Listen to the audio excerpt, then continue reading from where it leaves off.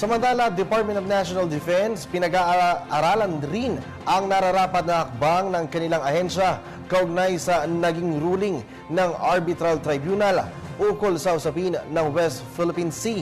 Ang detalye, alamin natin mula sa aming kasamang si Eunice Zamonte via phone patch.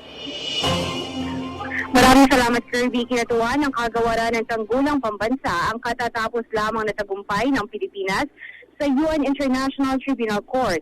Sa katunayan, sa kanyang pahayag ay umaasa si National Defense Secretary Delfin Lorenzana na tutugon din dito ang China sa ilalim ng United Nations Conference on the Law of the Sea o UNCLOS.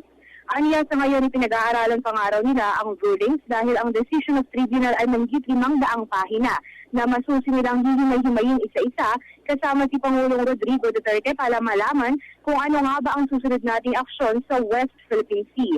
Dagdag pa niya, maraming nga raw tayong dapat ikonsidera kagaya ng pagsangguni sa ASEAN community at sa mga bansang sumusuporta sa atin. Batay kasi sa rulings ng Permanent Court of Arbitration na nakabase sa Netherlands, walang basehan ng Beijing sa pag-aangkin ng teritoryo gamit ang tinatawag nilang historical rights na 9-dash line. Nabanggit rin ni Secretary Lorenzana na tumawag na rin si U.S. Defense Secretary Ashton Carter upang magpahayag ng suporta sa Pilipinas.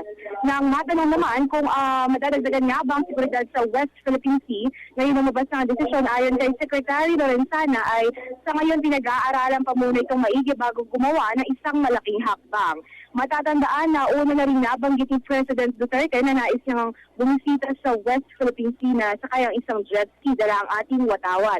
Na ang itanong naman ito ayon kay DND Secretary ay wala pa namang desisyon tungkol sa pagbisita nila rito. Nakafocus sila ngayon sa pag-aaral sa reading. Samantala, ang tagumpay nga raw ito ay hindi lamang para sa ilan kundi para sa buong Pilipinas.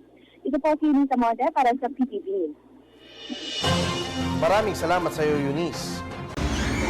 Ako po si Cathy San Gabriel. Subscribe na sa PTV YouTube channel. I-click lang po ang subscribe button.